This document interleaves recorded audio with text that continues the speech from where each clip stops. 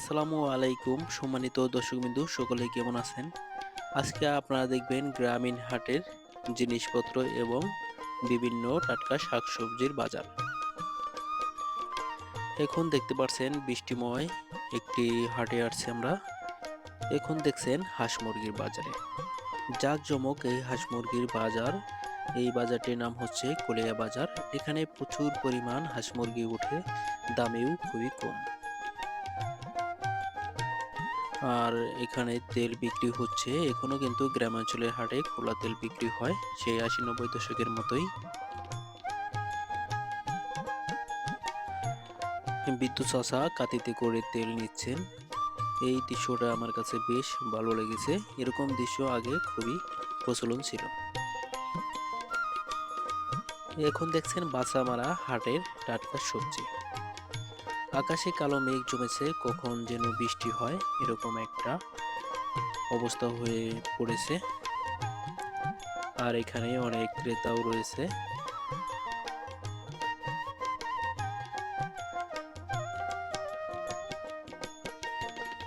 গ্রাম বাংলার একটি ঐতিহ্য হচ্ছে পান। পান হচ্ছে বাঙালির একটি সংস্কৃতির মধ্যেও পড়ে। প্রচুর পরিমাণ পান খায় বাঙালিরা। দেখতে পাচ্ছেন এখানে ভিড় জমিয়েছে পানের দোকানে।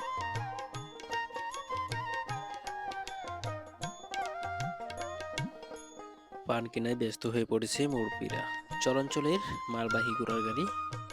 এটা হচ্ছে সামনে হচ্ছে যমুনা নদী। এই যমুনা নদীর পাশ দিয়েই ঘোড়ার গাড়িটি ছুটে চলেছে বাসামারা হাটের উদ্দেশ্যে।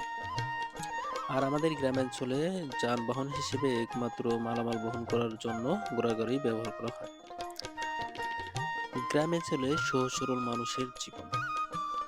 খোলা আকাশের নিচে রাতের খাবার রান্না করছে কাকি। সামনেই বিশাল যমুনা নদী। এই যমুনা নদীটা প্রতি বছরই ভাঙে। এখানেও অনেক বাড়ি ছিল, ভেঙে গেছে ওনারা।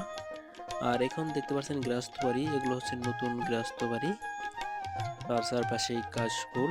আর আমাদের চরাঞ্চলে সবচেয়ে বেশি কাশফুল জন্মে। কাশফুল কিন্তু বনে দিতে হয় না, আপনি ফুলগুলো উড়ে এসে একাই হয়ে যায়। আর হাটুরের লোকজন এখন সদয় করে বাড়ির দিকে রওনা হচ্ছেন। আর এই চরটা প্রতি বছরই ভাঙে, দেখতে পাচ্ছেন পাড়গুলো ভেঙে যাচ্ছে আস্তে আস্তে। আর হাটুরের লোকগুলো সদাই নিয়ে বাড়ির দিকে রওনা হচ্ছে। দেখেন কবুতর বিক্রি করে পাঙ্গাস মাছ কিনে নিয়ে যাচ্ছে চাচা। বাচ্চামারা, এটা হচ্ছে খেয়াঘাট। এখানে দূর দূরান্ত থেকে নৌকা আসে। আর এখানে প্রচুর পরিমাণ ঘোড়ার গাড়ি রয়েছে, মালবাহী ঘোড়ার গাড়ি। তো আজকের মতো এখানেই শেষ। সবাই ভালো থাকবেন।